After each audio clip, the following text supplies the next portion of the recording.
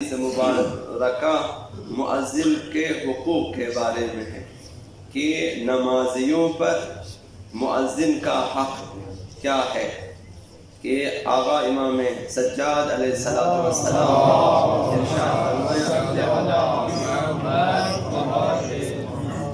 رسالۃ الحقوق میں فرمایا کہ وَأَمَّا حَقُّ الْمُؤَذِّنِ أَن تَعْلَمْ، مؤذن کا حق تمہاری گردن پر یہ ہے کہ تو یہ جان لے، یہ سمجھ لے اور اسے باور کر لے انہو مذکر لک ربک عز وجل، کہ وہ تمہیں تمہارے خدا کی یاد دلاتا ہے۔ انسان اپنے خدا سے غافل رہتا ہے، مؤذن اذان دیتا ہے اور انسان خداوند متعال کو یاد کر لیتا ہے۔ تو مؤذن ہمیں خداوند متعال کی یاد دلاتا ہے۔ وَدَاعٍ لَكَ إِلَىٰ حَدِّكَ، عبادات پروردگار میں بر وقت عبادت کرنے سے انسان اپنا حصہ اجر و ثواب کا پا لیتا ہے۔ تو یہ مؤذن ہے جو ہمیں اپنے اس بحر الہی کی طرف، اس نصیب الہی کی طرف بلاتا ہے کہ لوگ عبادت کر رہے ہیں، بہرمند ہو رہے ہیں اور تو غافل ہے، تو انسان جلدی سے وضو کر لیتا ہے، خداوند متعال کی بارگاہ میں آتا ہے تاکہ بحر الہی، وہ نصیب الہی، عبادات الہیہ میں سے انسان حاصل کرے۔ وَعَوْنُكَ عَلَىٰ قَضَاءِ فَرْضِ اللَّهِ عَلَيْكَ، اور وہ تمہاری مدد کرتا ہے اس فریضہ الہی کی انجام دہی کے بارے میں جو خداوند متعال نے تمہارے اوپر فرض کیا ہے۔ نماز فرض کیا ہے، مؤذن کی اذان کے وقت ہم یاد کر لیتے ہیں کہ اب نماز فرض ہے، تو لہٰذا مؤذن یہ تین کام کر، ہمیں خدا کی یاد دلاتا ہے، ہمیں اپنی عبادت کی یاد دلاتا ہے اور پھر ہماری مدد کرتا ہے کہ نماز کا وقت ہو چکا ہے، عبادت کا وقت ہو چکا ہے کہ آ جائیں خداوند متعال کی عبادت کے لیے۔ بس ہمیں کیا کرنا چاہیے؟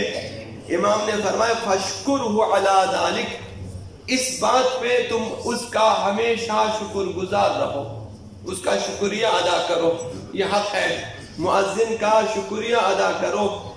شُكْرَكَ لِلْمُحْسِنِ إِلَيْكَ، اس طرح شکریہ ادا کرو جس طرح تم اس شخص کا شکریہ ادا کرتے ہو جس نے تمہارے ساتھ احسان کیا ہے، نیکی کیا ہے تمہارے ساتھ۔ ایک شخص جو آپ کے ساتھ احسان کرتا ہے، نیکی کرتا ہے، جس طرح انسان اس کا شکریہ ادا کرتا ہے، اسی طرح مؤذن کا بھی شکریہ ادا کرنا چاہیے، حق ہے نمازیوں کی گردنوں پہ۔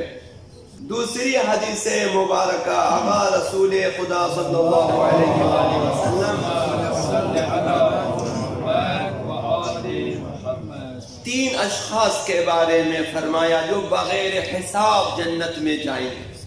تین افراد، ان اللہ وعد، خداوند متعال نے وعدہ دیا ہے، ان يدخل الجنت لا تتنفر، تین افراد کو خداوند جنت میں داخل کر دے گا بغیر حساب، اس سے حساب نہیں لے گا اور جائے گا وہ جنت میں، خداوند متعال خود اسے جنت میں بھیج دے گا۔ وَيُشَفِّعُ كُلَّ وَاحِدٍ مِّنْهُمْ، اور ان تین افراد میں سے ہر ایک شفاعت کر سکے گا، ان خداوند متعال ان کی شفاعت کو قبول کرے گا۔ فی 80,000، 80,000 لوگوں میں ایک شخص، تین اشخاص میں ایک 80,000 کی شفاعت کر سکے گا قیامت کے دن۔ اب ہر تین جو ہیں تینوں، اب یہ تینوں کون؟ المؤذن، پہلا مؤذن ہے جس نے اچھی اذان دی ہے، بر وقت اذان دی ہے، دقت سے اذان دی ہے، اللہ کے لیے اذان دی ہے، نہ کہ اپنی شہرت کے لیے۔ والامام، اور دوسرا امام جماعت ہے جس نے للہ فی اللہ نماز ادا کی ہو لوگوں کے ساتھ۔ ورجل، اور تیسرا وہ شخص یعنی نماز گزار، یتوضأ، وہ شخص جو وضو کر کے آتا ہے اپنے گھر سے، وَيَدْخُلُ الْمَسْجِدِ، پھر مسجد میں داخل ہو جاتا ہے، باہر وضو کرتا ہے، مسجد میں آ جاتا ہے، فَيُصَلِّ فِي الْجَمَاعَةِ، اس جماعت میں آ کے نماز پڑھتا ہے۔ تو نماز جماعت میں یہی تین افراد ہی ہوتے ہیں، یا مؤذن ہے، یا امام ہے، یا مأمومین ہے۔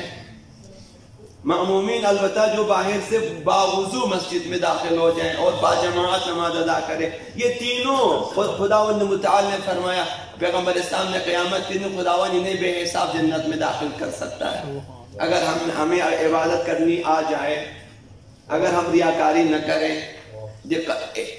اجر و پاداش الا ماشاء اللہ ہے اگر ہمیں لینا آ جائے۔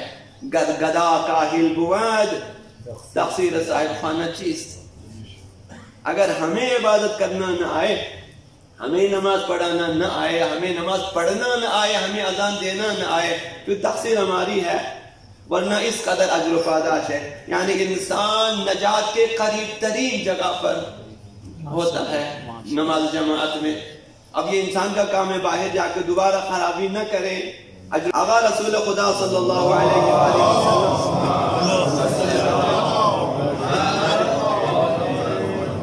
ارشاد فرمائے افضل الناس فی المسجد، مسجد میں جو سب سے بہتر لوگ ہیں وہ کون ہیں؟ فرمائے الامام، امام جماعت، ثم المؤذن، اس کے بعد مؤذن بہتر ہے، ثم یمین الامام، پھر وہ جو جماعت میں صف میں دائیں طرف بیٹھنے والے ہیں، چونکہ انہیں جلدی آنا پڑتا ہے، چونکہ انہیں دقت کے ساتھ بر وقت آنا ہوتا ہے، مؤذن کو پہلے آنا چاہیے، پہلے وضو کرنا ہوتا ہے، پہلے اسے لباس بدلنا ہوتا ہے، وقت دیکھنا ہوتا ہے، تو تھوڑی سی زحمت اس کے لیے ہے۔ اسی طرح امام جماعت، اسی طرح وہ لوگ جو پہلی صف میں آنا چاہتے ہیں انہیں بھی جلدی آنا، لہٰذا اسی حساب سے جو پہل آئیں گے سبقت حاصل کریں گے تو السابقون السابقون اولئک المقربون کے تحت یہ لوگ دوسروں سے کسی حد تک بہتر قرار پائیں گے۔